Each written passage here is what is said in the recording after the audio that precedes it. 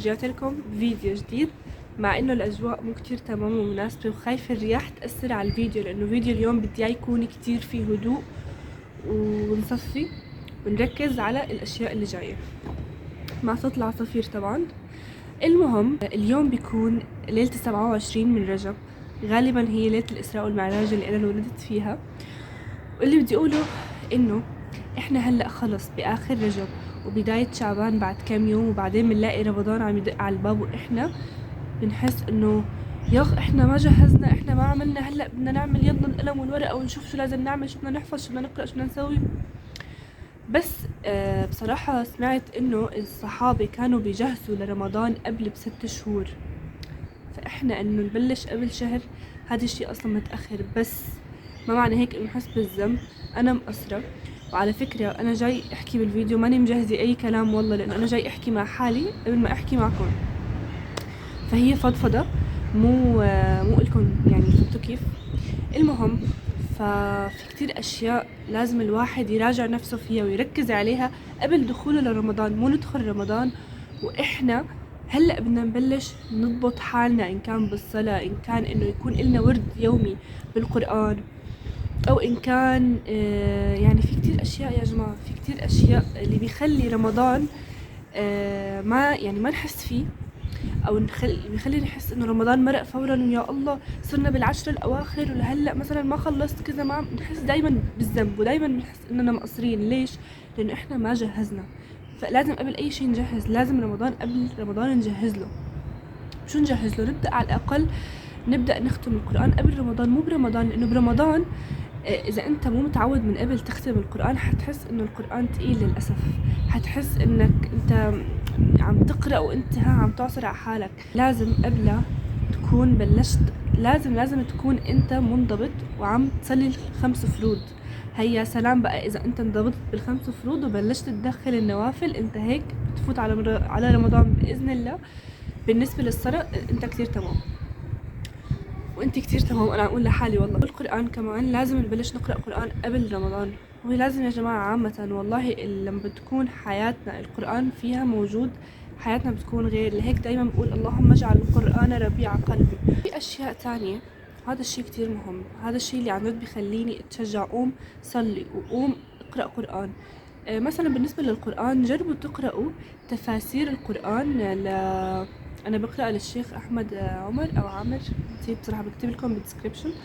بس عامة هو عامل انه بيقعد هيك بيعمل مجلس قرآن وبيقعد يحكي عن تفسيرات السورة. كل مرة بيختار سورة، عن جد انتم بتنصدموا انه بتروحوا بتقرأوا السورة بتقرأوها بطريقة تانية تماما.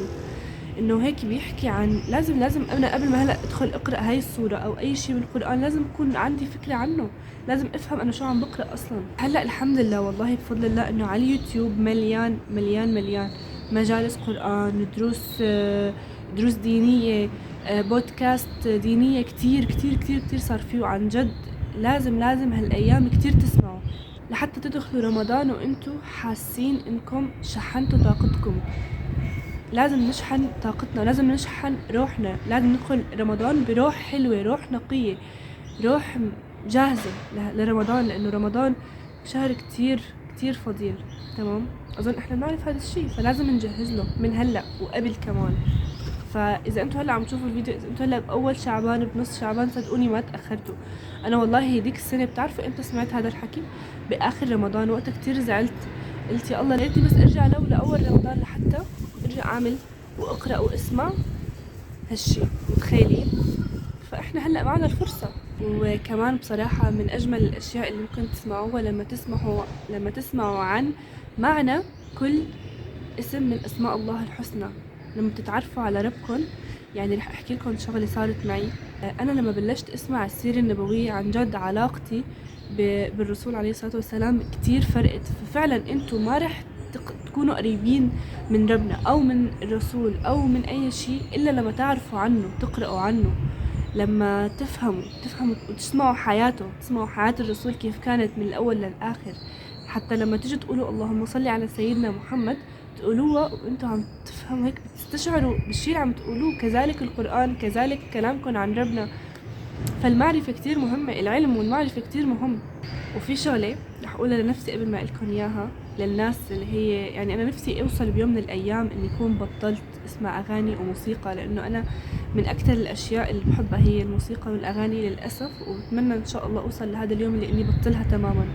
فإحنا هلأ رجب وشعبان الأشهر الحرم اللي هن أي ذنب بنعمله بيكون أضعاف، فحاولوا قد ما بتقدروا تبطلوا اغاني هاي الفتره قد ما بتقدروا، على الاقل هاي الفتره.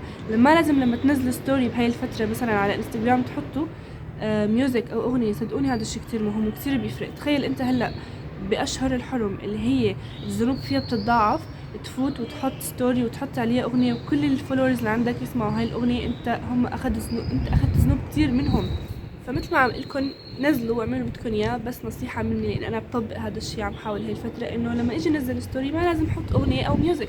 يا جماعه النميمه اخ يا ويلي، الحكي على عالم. انا عم للاسف كثير عم بشوف ناس هلا كل شيء عم يعملوه هو النميمه والحكي على عالم، وانتم اظن بتعرفوا قديش هالشيء حرام، ما بالكم باشهر الحرم اللي بيضاع فيها الذنوب.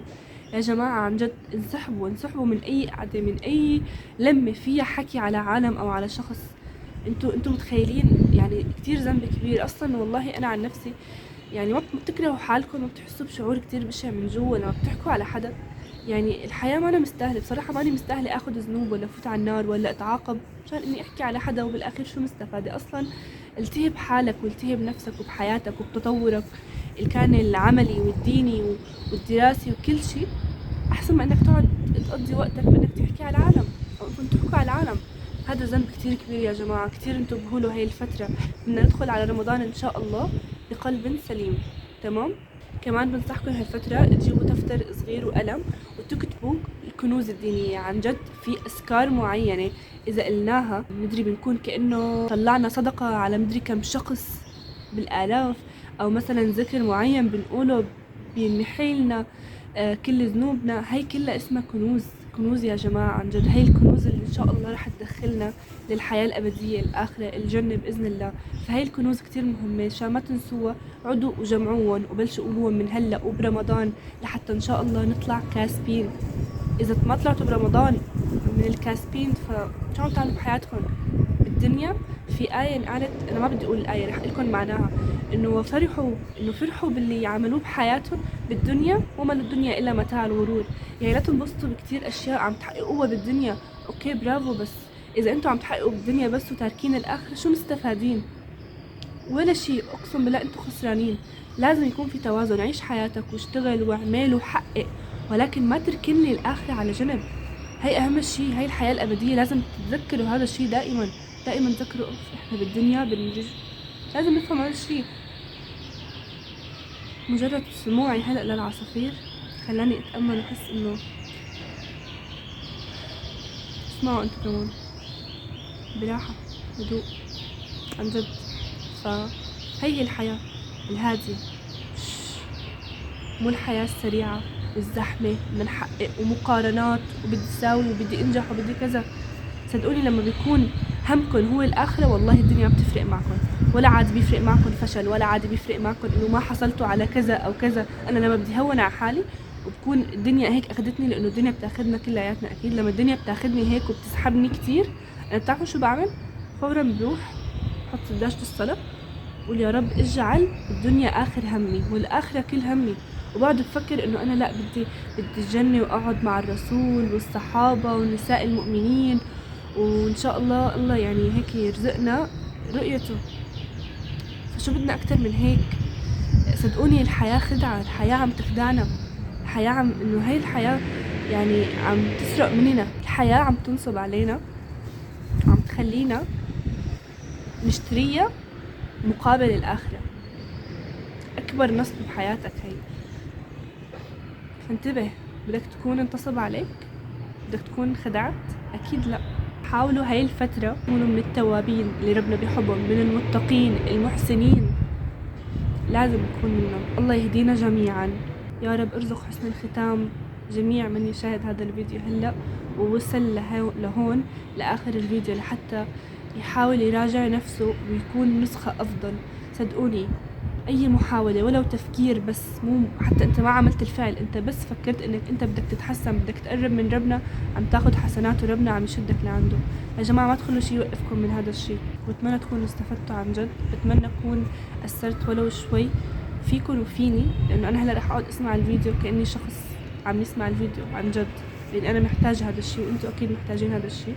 وبس، السلام عليكم.